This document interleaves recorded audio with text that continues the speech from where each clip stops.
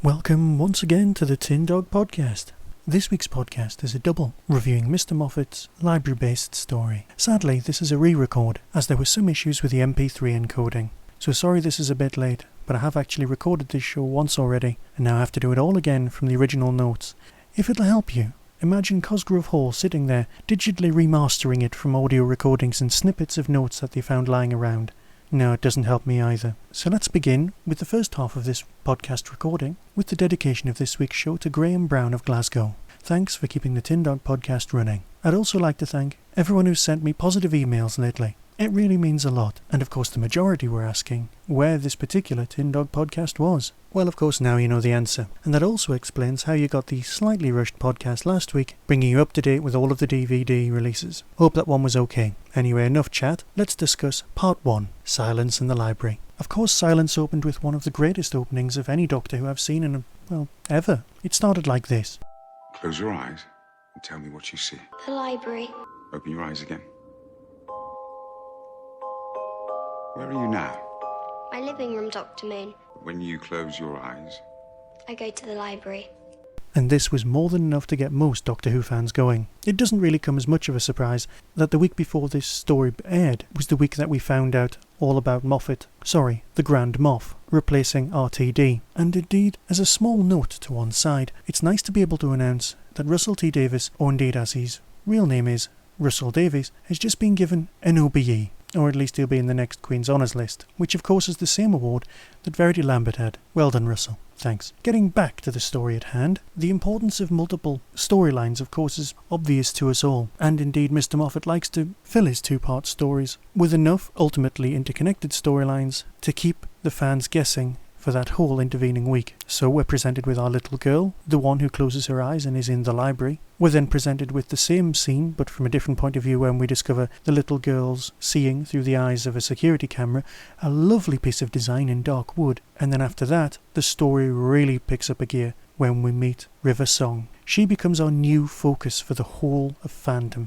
I'm sure as Moffat was typing away, a little smile would have crossed his lips as he thought about all of the internet forums practically exploding as they chatted about who exactly River Song is. Of course, at this point, we hadn't seen episode 2, so we're all sitting there on the edge of our seats, thinking things like, she called him Sweetie and used an X. Of course, she turns up and she's a bit Benny-tastic, and for those of you who don't know, Paul Cannell created a character called Bernice Summerfield, who was an archaeologist who travelled with the Doctor only in the novels, and whether you count those as canon or not, really your call. Bernice also exists on audio discs, played I believe by Lisa Bowerman. I've only heard a few of them and I'd like to hear more. But enough about Big Finish, and back to this. River Song became the new focus for fandom. She had that lovely little blue book, the one with the TARDIS cover on, the one that I'm sure could either be a copy of the Paul Cannell Discontinuity Guide in a lovely binding, or even that incredibly in-depth tome, A History. It's something I would definitely recommend to any Doctor Who fan. That gives you the complete background of the Doctor's life. You see, up to this point, the Doctor is 900 years old. We always think of him as old. Even the Doctor himself says, I'm sick! Look at me, I'm old and sick! Head's too full of stuff, I need a bigger head! Whereas here, River says, Look at you. You're young. I'm really not, you know. and it kind of gives us a whole new outlook. But of course, does this mean that the Doctor isn't limited to 12 lives? For some fans of New Who, the idea of the Doctor being limited to 12 lives may be a bit of a surprise, but it was mentioned some time ago, in the Fourth Doctor's Time First, that the Time Lords only have 12 incarnations, so there would be 13 lives. Now apparently, the 13th life may or may not be already taken. In the interests of not spoiling certain DVD releases this summer, I won't go any further down that road. But this 12-life rule seemed fine back in the 70s, even in the 80s. There was enough long-lived Doctors to last us almost forever. But at the moment we're up to Doctor 10. Soon, or perhaps not too soon, we'll be into Doctor 11, then 12, and that'll be the end of the show. Now obviously it's fiction, so you could do whatever you wanted. Personally, I would like to believe that when the 10th Doctor became human using the Chameleon Arch, and then became a Time Lord again, just like the Master, he was given a full new set of lives. Technology left over from the Time War in order to let the Time Lords fight on. It's small, it's interesting, it's completely made up by fandom, but it will allow the series to go on without too much tinkering with continuity. You see, we're all caught up in continuity. There's a fantastic story happening on the screen in front of us, and we're sitting here saying, well, is she a companion? Is she perhaps, well, something I like to believe, she's like Sarah Jane from the future. She's Sarah Jane in the sense that she's a companion that's seen the Doctor in a few generations, a few different faces, a few different forms, which is why she tries to figure out which Doctor she's currently dealing with. She's like Sarah Jane in the fact that she's really, really liked by the Doctor. Now she ends up, at this point we know that she has, a sonic screwdriver that bears more than a passing resemblance to the Doctor's, although in my sad little fan way I would have preferred her to have one of the classic sonic screwdriver designs. You know, the aluminium one with the pointy end, but that would have probably messed with continuity even more. And boy, how well designed was that sonic screwdriver. A little steampunk touch here and there, nicely aged, nicely souped up. I loved the brass handle section, but like I said, we're just being sucked in by the details. We're missing huge sections of the plot, which brings us to the Vashta Nerada. Now, as monsters go, they fit in with Uncle Moffat's idea of monsters particularly well. Something that's identifiable by children, that's part of their lives, that could give them nightmares. A perfectly good way of behaving as a writer. So here we have carnivorous shadows, dust mites from hell, the Vashta Nerada. Were fantastic ideas. As they were described in this episode, they were piranha. You just can't reason with piranha. And that for me was what made them great. In Star Trek, all of the races and creeds are merely that, different ways of looking at ourselves. You visit another planet in Star Trek, and they're not monsters. They may have different motivations to us, or to the humans in the show, but strictly speaking, they are just races that can be dealt with on some level. Here we have a creature of instinct, something that you only have to survive. Well, you just run. Moffat's been using tiny life forms in other episodes. The Empty Child used nanobots, and of course this episode does have many other similarities with those other stories. His use of repetition in The Empty Child and indeed in Blink are legendary. You can compare if you like. Mommy. Mommy. Mommy. Mommy. What's happening? I don't know. Mummy? It's me, Nancy. With the end of this episode, when we hear two pieces of repetition. Donna Noble has been saved. Turn down the lights. Donna Noble has left the library.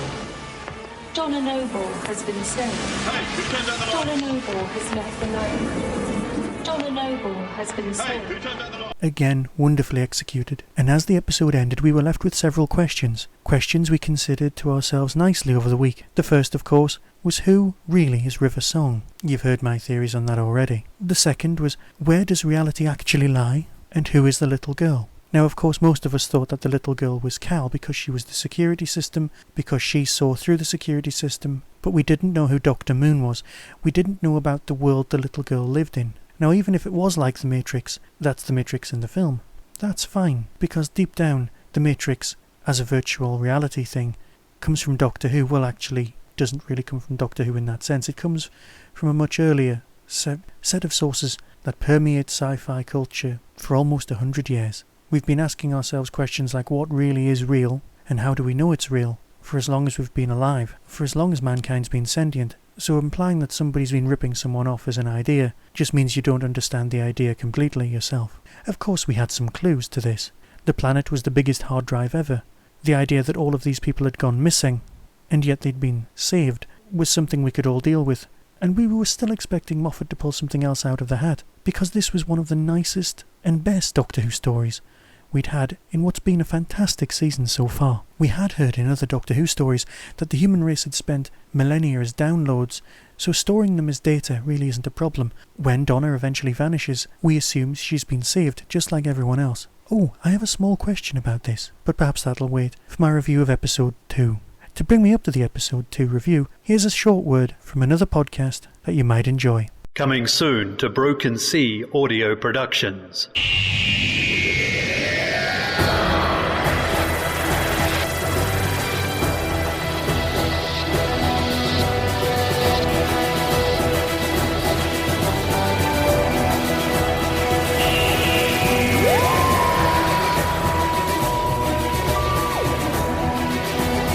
Doctor Who, starring Mark Kalita as the Doctor, curiouser and curiouser. You know me, Doctor? Good. A doomed man should know his assassins. I am notoriously hard to kill.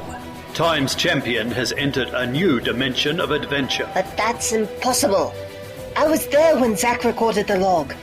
We all were, including the Doctor. No doctors are mentioned in the log. How can that be? The visions, they're back. So much fear, so much death. He is called the Doctor.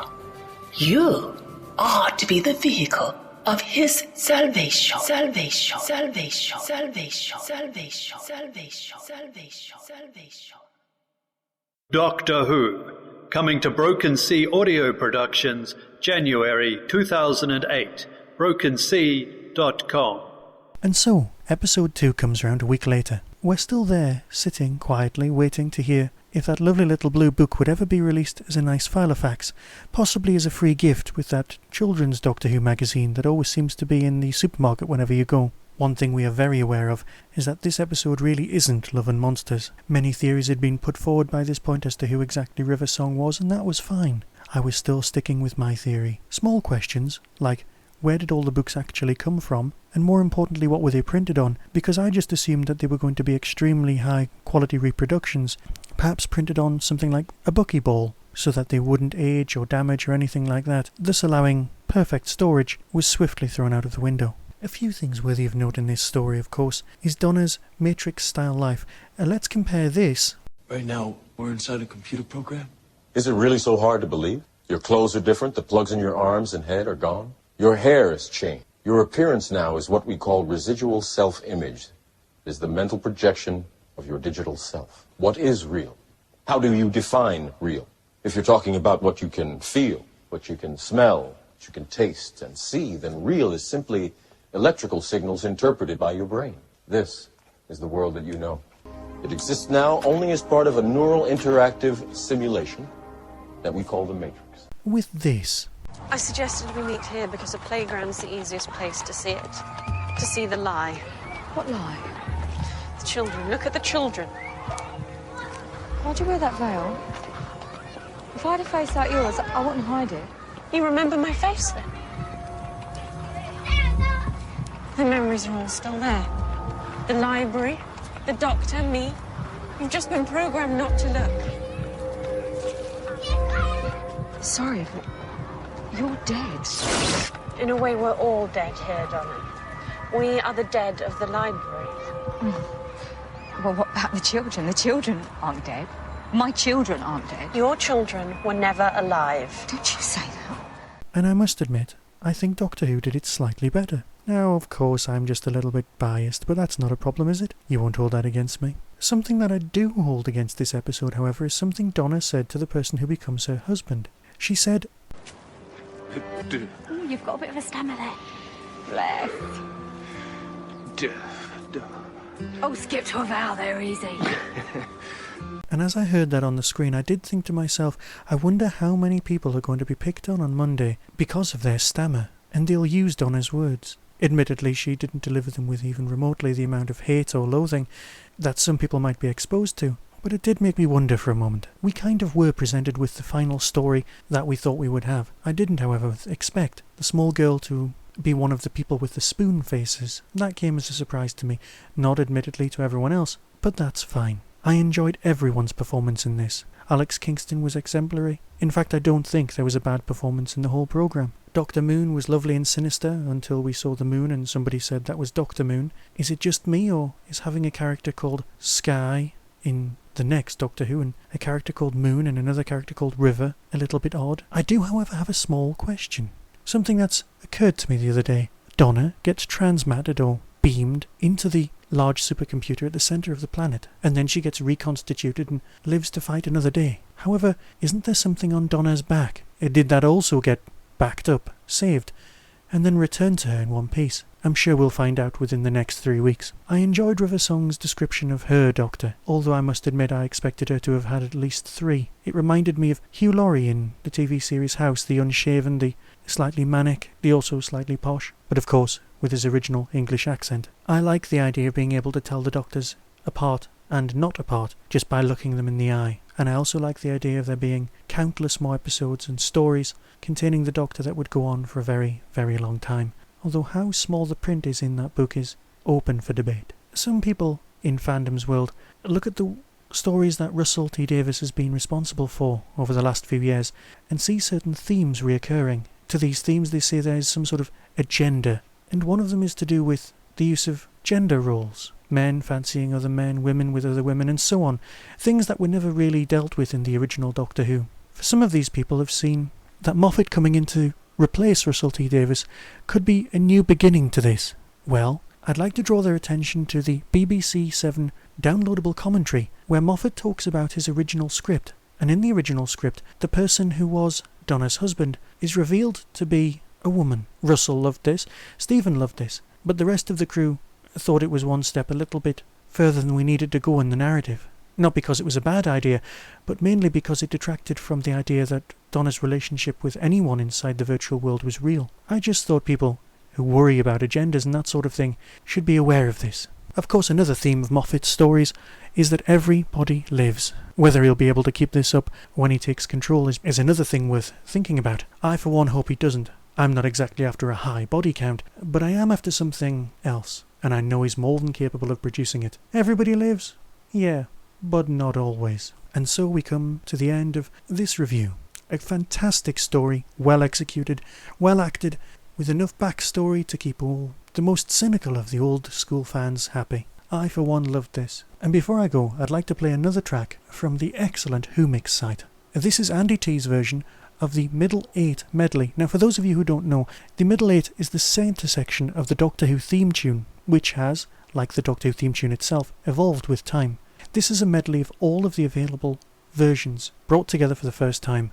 It's a lovely little curio. Again, if you'd like to pass on a message to Andy T, feel free to visit the Who Mix site. Just go to your search engine, type in Who Mix, all one word, and it'll take you straight there, and you'll be able to leave comments for Andy T. Thanks for listening. Be seeing you.